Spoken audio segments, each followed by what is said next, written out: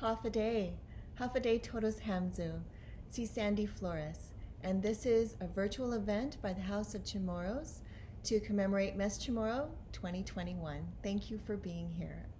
I will be your facilitator, and I also wanted to take a couple of minutes to set the intention for this event. I think the best way to do that is to share passion. And so I'm going to tell you my story of what brings my passion to this effort. I live on Guam now, and I was born and raised here, but after high school I left for decades. I went to school, got married, and didn't move back for a very long time.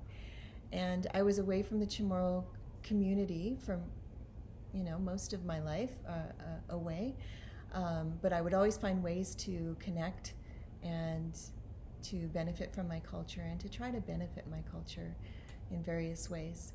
But about 10 years ago, I found myself in San Diego, and I didn't realize there's such a huge Chamorro diaspora there, and a huge, not only the numbers of people, but a very active community that brings Chamorros together for traditional and new events.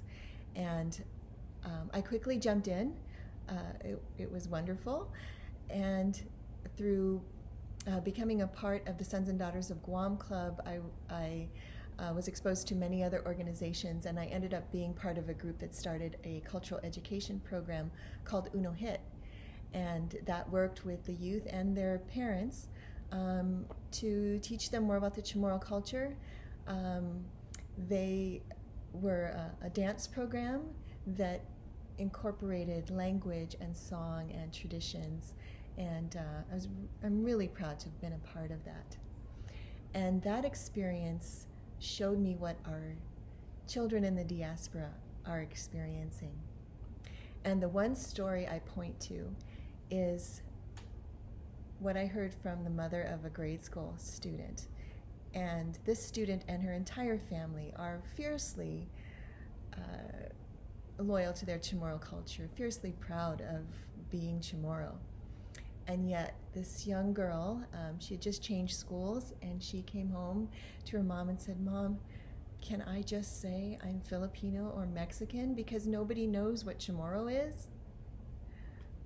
And of course the answer was no, and this is what you do. But it made me realize how very difficult it is for young people to be somewhere where not only is it hard for them to learn their Chamorro culture, but to be in a place where no one else knows about your Chamorro culture. And so that was really my impetus for, we've got to not only teach our kids, but we've got to teach the wider world.